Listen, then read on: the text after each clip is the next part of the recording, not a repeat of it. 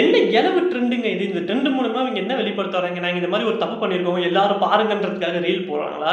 இல்ல நீங்களும் இந்த மாரி மைனர் பொண்ண க்ரூம் பண்ணி கல்யாணம் பண்ணுங்க அப்படி ஏதாவது கருத்த சொல்ல வராங்களா? பார்க்கறதுக்கே ரொம்ப கண்றாவியா இருக்குங்க. இது வேற ஒரே ஆடியோல அப்பா, பொண்ணு, புருஷன், பொண்டாட்டி எல்லாரும் ரீல் போடுறாங்களா? ஏஜ் கேப் டிஃபரன்ஸ் வந்துட்டு அப்பா, பொண்ணு அளவுக்கு இருக்கு. சரி அப்பா, பொண்ணா தான் இருப்பாங்கன்னு பார்த்தா புருஷன், பொண்டாட்டியா இருக்காங்க. அதெல்லாம் பார்க்கும்போது அப்படியே தூக்கி வாரி போட்டுச்சு.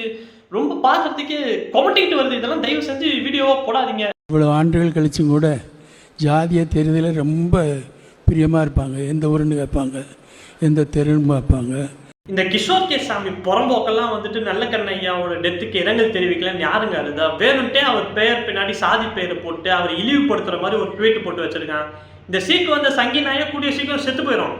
நம்ம இப்படிலாம் பேசக்கூடாது. இருந்தாலும் என்ன மாதிரியான ஒரு மனநிலைங்க இது? இந்த நாயெல்லாம் எவ்வளோ வேணா அசிங்க அசிங்கமாக திட்டலாம், தப்பு கிடையாது. ரைட்டு நண்பர்களே.